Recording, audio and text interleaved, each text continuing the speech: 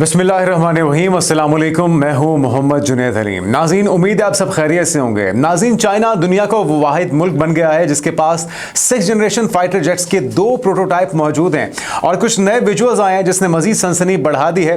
वो विजुअल्स आपको कुछ ही देर में दिखाते हैं और फिर आपको बताएंगे कि पाकिस्तान की तरफ से ऑपरेशन बुनियानुल मरसूस की किस्तवार जो सिलसिला है सबूतों का, वो जारी व सारी है और कुछ नए सबूत पाकिस्तान लेकर आया है दुनिया के सामने।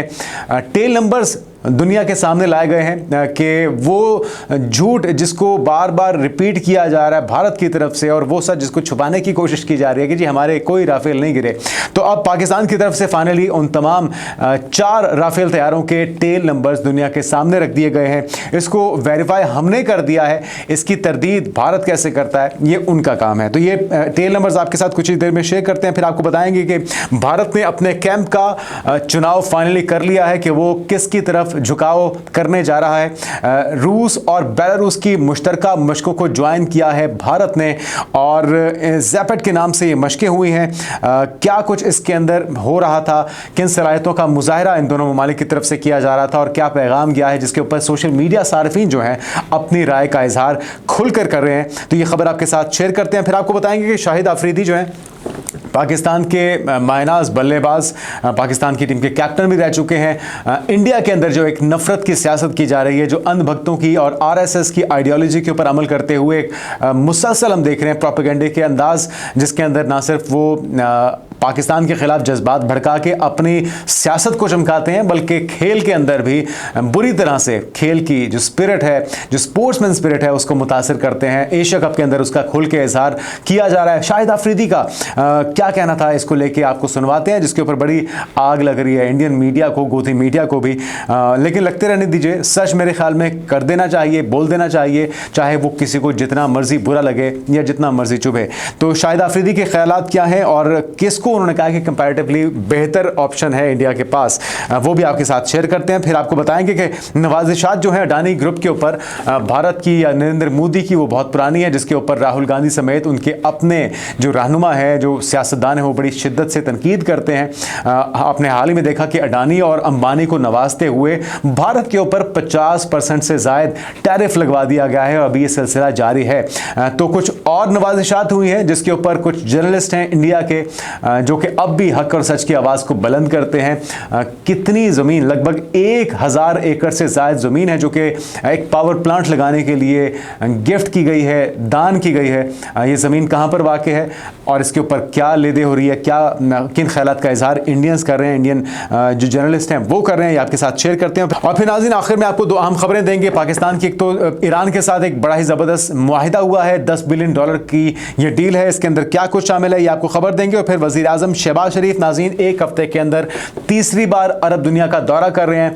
अब से कुछ देर पहले वो रवाना हो चुके हैं सऊदी अरब, उसके बाद यूके और फिर उसके बाद वो अमेरिका जाएंगे और वहाँ पे उनकी डोनाल्ड ट्रंप से भी एक अहम मुलाकात मुतवक्के है। लेकिन उससे पहले जो MBS के साथ मुलाकात होनी है वो बड़ी अहमियत की हामिल है, क्योंकि ये 3 दिनों के अंदर समझ लीजिए कि उनकी दूसरी मुलाकात होने जा रही है MBS के साथ भी।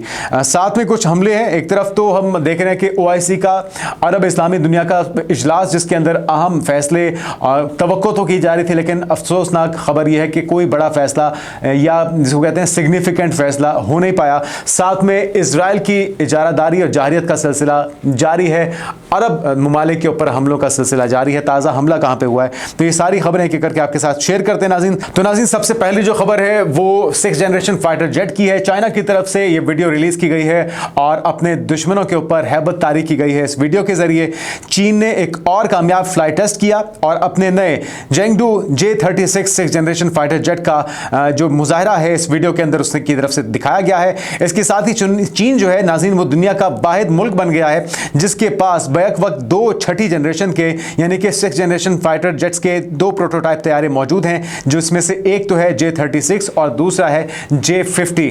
जी हाँ, तो माहिरीन के मुताबिक नाज़रीन ये जो पेशरफ्त है दुनिया की एविएशन और मिलिट्री बैलेंस के लिए गेम चेंजर साबित हो रही है।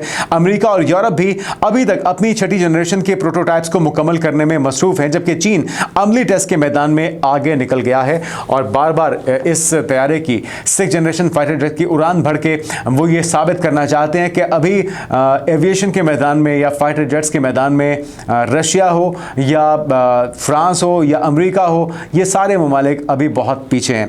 तो एक ज़बरदस्त मुजाहरा इस फाइटर जेट का, ये J-36 है जो कि उड़ान भरता हुआ और फिजाओं को चीरता हुआ देखा जा सकता है। अब आते हैं नाज़रीन उस दूसरी खबर की तरफ जिसके अंदर सबूत दिए गए हैं पाकिस्तान की तरफ से। पाक फिजाएं ने बाज़ाब्ता तौर पर उन 4 भारतीय फिजाई डसॉल्ट राफेल के टेल नंबर्स जारी कर दिए हैं जो मई 2025 की झड़प में मार गिराए गए थे। तो एक एक करके ये टेल नंबर्स आपके साथ शेयर करते हैं। सबसे पहला जो टेल नंबर है वो है BS001, दूसरा है BS021, जबकि तीसरा है BS022 और फिर चौथा जो तैयारा है वो है BS027। और एक आला ओहदेदार पायलट की तरफ से क्लेम किया गया है कि हमने इन्हें घात लगाकर मारा, अपनी किल चेन में फंसाया और उनके पूरे सिस्टम में अफरा तफरी मचा दी। और अब फाइनली एक एक करके मरहलावार जो सबूत हैं वो पाकिस्तान की तरफ से पेश किए जाते हैं। वैसे तो उनके अपने जर्नल्स भी मान चुके हैं। डसॉल्ट कंपनी की तरफ से कहा गया है, जो शेयर गिरे थे, जो डोनाल्ड ट्रंप की तरफ से बारहा रिपीट किया गया, पहले 5 तैयारे फिर 6 तैयारों का जिक्र किया गया। तो ये सारे वो सबूत हैं जो कि तस्दीक करते हैं कि भारत को किस तरह से पाकिस्तान से मार पड़ी। लेकिन भारत की तरफ से नाज़रीन जो गैर दानिशमंदाना फ़ैसले हैं वो एक के बाद एक सामने आ रहे हैं। और एक जो और फैसला है इन जंगी मशकों के अंदर शामिल होने का, ज़ैपेट 2025, ये मशकें नाज़रीन रूस और बेलारूस की थी जिसके अंदर भारत ने एंट्री दी है।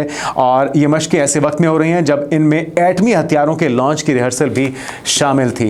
तो साथ ही भारतीय वज़ारत दिफा ने भी तस्दीक की है कि इनमें 65 मुसल्लह अफवाज के एहलकार इन मशकों में भेजे गए हैं भारत की तरफ से। और ये मशकें यूरोप की सरहद पर हो रही हैं जिनमें बैलिस्टिक मिसाइल, जोहरी हमले की मशकें और तकरीबन 3000 फौजी शामिल हैं। और साथ ही यूरोप और नेटो ममालिक इस मशक को अपनी सलामती के लिए बराह रास्त खतरा समझ रहे हैं। और इन खतरा समझी जाने वाली मशकों के अंदर बराह रास्त भारत का मुलव्वस होना, ये शामिल होना, ये वाज़ेह सबूत है कि वो चाहते क्या हैं। तो फ्रांस ने भी पोलैंड में अपने मिसाइल और राफेल तैयारे तैनात करने की तैयारी कर ली है। सोशल मीडिया पर जो इस वक्त तज्जिए जारी हैं वो भी सुन लीजिए नाजरीन की। और जो देखने वाले हैं, जो समझने वाले हैं एविएशन की दुनिया में या जंगी मामलात को समझते हैं, उनकी राय क्या है। वो कहते हैं कि यूरोप और अमेरिका के लिए ये बड़ी रेड लाइन थी कि भारत इस मशक का हिस्सा बने, लेकिन मोदी ने खुलेआम रूस और बेलारूस का साथ दिया है। साथ ही वो ये भी कहते हैं कि अमेरिका और यूरोपीय यूनियन को पैगाम है कि भारत ने अब अपनी साइड वाज़े कर ली है, वो रूस और चीन के साथ खड़ा है। इसके अलावा इस फैसले पर यूरोप में शदीद गुस्सा और तशवीश पाई जाती है, नेटो के अंदर भी बेचैनी है। और ट्रंप यूरोपीय ममालिक पर दबाव डाल रहा है कि वो रूस से तेल और गैस खरीदना बंद करें। अमेरिका आइंदा दिनों में भारत पर भारी पाबंदियां लगाने की मनसूबाबंदी कर रहा है। लेकिन ये जो तज्जिया है, ये आखिरी वाला, मज़ीद पाबंदियाँ लगाने की सोच विचार जारी है। यहाँ पे मामला जो थोड़ा सा वो झोल खा जाता है, क्योंकि अभी आज जिस वक्त आप ये वीडियो देख रहे हैं, नरेंद्र मोदी का 75वां यौम पैदाइश है और इस मौके पे एक रब्ता हुआ है डोनाल्ड ट्रंप का नरेंद्र मोदी के साथ, टेलीफोनिक रब्ता हुआ है। उसके बाद ट्वीट्स भी हुए हैं, एक दूसरे के साथ मोहब्बत का इजहार किया जा रहा है। और दोबारा से एक वफ्द गया हुआ है भारत भी, जो कि डील्स कर रहा है, जो टैरिफ लगे हुए हैं उसके ऊपर ट्रेड डील को दोबारा से रिविजिट किया जाएगा। इसके ऊपर असेसमेंट दोबारा से मुतवक्के है, जिस दोबारा से सोच विचार जारी है। और हो सकता है कि आने वाले दिनों में कोई और सरप्राइज भी देखा जाए। दोनों सूरतों में यूरोपीय यूनियन को 100% टैरिफ लगाने की बात हो रही है, साथ में वफ्द भेजा जा रहा है दोबारा से मामलात और मुज़ाकरात को आगे बढ़ाने के लिए। तो अनप्रिडिक्टेबल है डोनाल्ड ट्रंप की तर्ज सियासत, क्योंकि वो दिखाती, जिसको कहते हैं ना सज्जे दिखा के खबी मारते ना, पंजाबी में एक मुहावरा है, एक कहावत है। तो वही अंदाज है ट्रंप का भी, वो कहते कुछ और हैं करते कुछ और हैं। ईरान के अंदर मुज़ाकरात के लिए जो फ़लस्तीनी तंजीम के रहनुमा हैं उनको बुलाया गया, फिर उनके ऊपर इजराइल से हमला करवा दिया गया। दोहा के अंदर भी मुज़ाकरात के लिए बुलाया गया, ख़ास तौर पे तुर्की में मौजूद थी फ़लस्तीनी तंजीम की क़यादत, उन्हें घेर के दोहा लाया गया, वहाँ पर उनसे दोबारा से हमला करवा दिया गया। इसी तरह से एक तरफ तो ये टैरिफ लगाते हैं भारत के ऊपर, दूसरी तरफ से मोहब्बत की पींगें भी बढ़ाई जा रही हैं। तो कोई पता नहीं है कि आने वाले दिनों में क्या होता है। लेकिन बहरहाल अभी तक ये जो मशकें थी, इसके अंदर शमूलियत भारत की, ये वाज़े पैगाम है भारत की तरफ से कि वो किस कैंप का हिस्सा बनने जा रहा है। लेकिन साथ में दोनों मुनाफिक हैं, दोनों की जो तर्ज सियासत है उससे आप कुछ भी एक्सपेक्ट कर सकते हैं कि वो आने वाले दिनों में पैंतरा बदल दें। साथ ही नाज़रीन, इसराइल इस वक्त मोदी को हटाने के हक में नहीं है, क्योंकि इसराइल मुस्लिम दुनिया के खिलाफ ऑपरेशन भारत के जरिए करना चाहता है। और पाकिस्तान इसराइल का बराह रास्त टारगेट नहीं है, क्योंकि पाकिस्तान अपनी एटमी ताकत की वजह इंडिया से फौरी बदला लेने की सलाहियत की वजह से इस हमले से कम अज़ कम महफूज है। लेकिन अपने ख्यालात का इजहार नेतन्याहू की तरफ से बारहा किया गया। अपने हालिया जो उसके 2-3 खिताब थे उसके अंदर वो पाकिस्तान का तज़किरा कर चुका है और उसकी ख्वाहिश का इजहार बार बार उसकी तरफ से किया जा रहा है कि जी वो ईरान के साथ साथ पाकिस्तान को भी अपने लिए ख़तरा समझता है। अरब ममालिक को तो खैर वो किसी खाते में रखता ही नहीं है। तो यकीनी तौर पे ये जो सूरत हाल है वो नज़र रखने वाली है। सूरत हाल कितनी तेज़ी से बदल रही है ये भी हमें देखना होगा। अच्छा, शाहिद अफरीदी की तरफ से नाज़रीन अपने हालिया एक गुफ्तगू के अंदर, एक प्रोग्राम के अंदर, नशाती इदारे के अंदर गुफ्तगू करते हुए क्या कहना था मोदी सरकार को लेके, और दूसरी जो एक पॉसिबल ऑप्शन हो सकती है भारतीयों के पास, क्या कहना था शाहिद अफरीदी का, सुनिए। लेकिन ये जो गवर्नमेंट बार बार मैं कह रहा हूँ जो हमेशा मजहब कार्ड खेलती है, मुस्लिम हिंदू कार्ड खेलती है अपने आप को पावर में लाने के लिए, ये बहुत ही गंदा किस्म का माइंडसेट है, गंदा किस्म का। ये उस वक्त तक रहेगा जब तक इनके बड़े यही हैं, ठीक है ना। इनके अच्छे हैं, जैसे राहुल गांधी की अगर मैं बात करूं, राहुल गांधी बहुत पॉजिटिव माइंडसेट वाला आदमी है। वो डायलॉग्स के जरिए वो हर एक के साथ चलना चाहता है दुनिया के साथ, लेकिन ये टोटली पाकिस्तान, आई मीन के कम ऑन यार, एक इजराइल काफी नहीं है कि तुम यहाँ पे इजराइल बनने की कोशिश कर रहे हो। अंधभक्तों की सियासत को चेंज नहीं किया जा सकता। वैसे अफरीदी के ख्यालात या बयानात के साथ मैं भी इत्तेफाक करता हूँ। राहुल गांधी कंपैरेटिवली बेहतर सोच के हामिल हैं, पढ़े लिखे नौजवान हैं और इंडिया को वाकई में वो जो शाइनिंग इंडिया वाली आइडियोलॉजी है उसकी तरफ ले जाने के लिए वो कोशिश कर सकते हैं। लेकिन अंधभक्तों से जान छुड़वानी होगी पहले भारतीयों को। लेकिन अगर वो चाहते हैं कि उनका नाम इसी तरह से डुबाया जाता रहे, मोदी सरकार को काबिज रख के आरएसएस की आइडियोलॉजी को आगे बढ़ाते हुए, तो इसमें हम कुछ नहीं कर सकते। हम बस ये जो एक राय है लोगों की वो आप तक पहुंचा सकते हैं। अच्छा, अडानी को नवाजा जा रहा है नाज़रीन मुसलसल, और उसकी वजह से बहुत ज़्यादा हम देख रहे हैं कि बैकलैश सामने आ रहा है।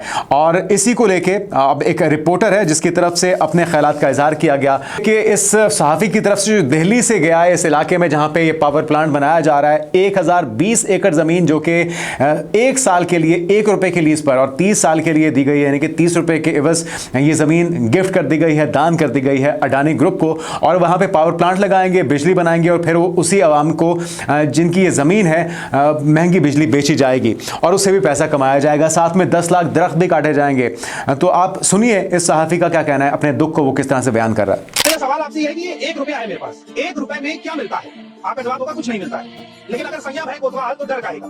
इसी हरिमटोला के आसपास, इसी भागलपुर में सरकार ने 1020 एकड़ जमीन अडानी पावर ग्रुप को 1 साल के लिए 1 रुपए की लीज पर दी है। ये जमीन 30 साल की लीज पर दी गई है, यानी 30 रुपए में 30 साल तक 1020 एकड़ जमीन अडानी को सरकार देगी। उस पर पावर प्लांट लगेगा, बिजली बनेगी और वो बिजली इन गाँव को फिर से बेची जाएगी। और जाहिर सी बात है ऊंची दर पर बेची जाएगी, क्योंकि कोई भी कंपनी अपना मुनाफा ही देखती है। ये पूरा आम का बाग है और लगभग कितने पेड़ होंगे?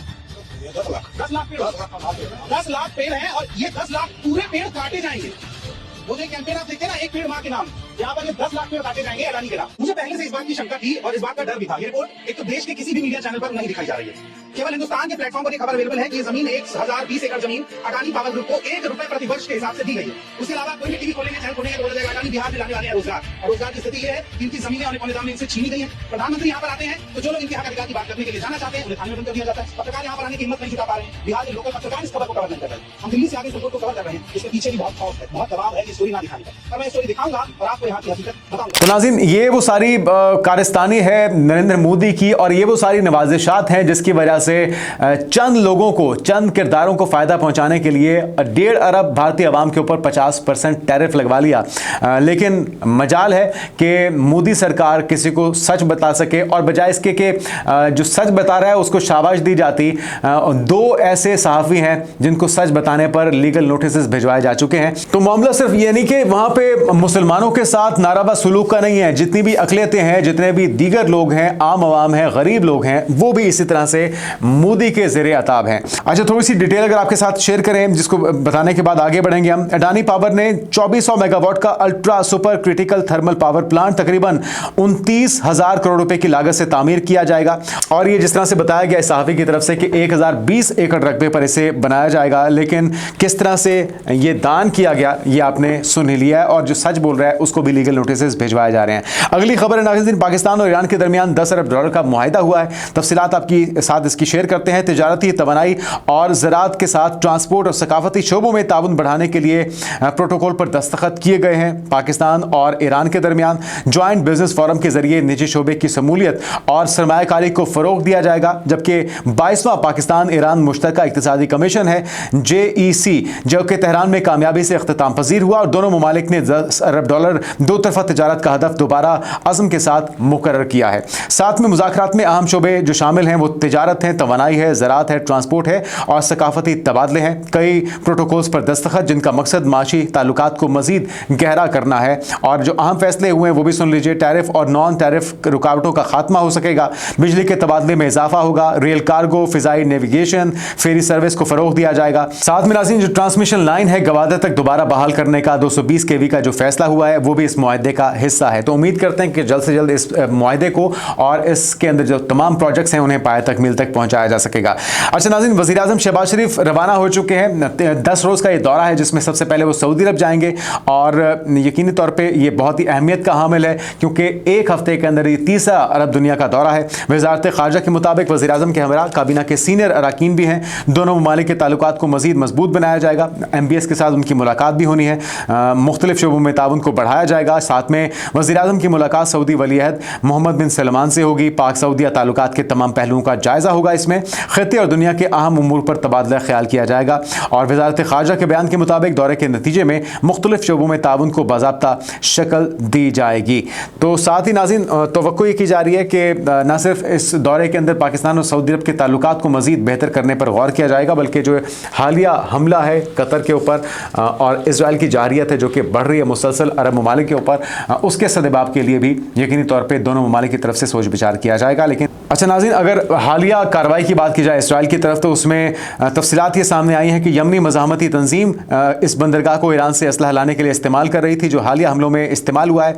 और इसराइल ने यमन के अल हुदैदा बंदरगाह पर अपने अहदाफ को निशाना बनाया है। अच्छा, जो वार्निंग जारी की गई थी उसके मुताबिक इसराइली फ़ौज के अरबी तर्जुमान ने बताया है कि जो कोई इस इलाके में रहा वो अपनी जान खतरे में डाल देगा और यह कार्रवाई यमनी मज़ाहमती तंजीम के बहरी और फ़िज़ाई मुहासरे को बरकरार रखने के लिए है। यमनी तंजीम वाले दर्दनाक कीमत अदा करते रहेंगे और अगर इसराइल पर हमले उनकी तरफ से जारी रखे गए तो एक तरफ तो OIC का इजलास होता है, अरब इस्लामी कंट्रीज़ का इजलास होता है और साथ में मजम्मत की जाती है अरब के ऊपर, जो एक मुसलसल हम देख रहे हैं कि पिछले कुछ हफ्तों के अंदर या कुछ महीनों के अंदर 7 से ज़्यादा ममालिक को निशाना बनाया जा चुका है इसराइल की तरफ से। लेकिन साथ में हम ये भी देख रहे हैं कि इसराइल बाज नहीं आ रहा। अपनी जो फ़ौजें हैं उन्हें ज़मीनी रास्ते से गज़ा के अंदर दाखिल कर दिया गया है। जो रिहायशी इलाके हैं, जितनी भी हाई राइज बिल्डिंग्स थी उन्हें गिराने का सिलसिला उसकी तरफ से जारी है। मुसलसल वहाँ पे लोगों को मारने का और उन्हें शहीद करने का सिलसिला तेज़ कर दिया गया है, बजाय कि उसमें कमी लाई जाती, इमदाद नहीं पहुँचाई जा रही।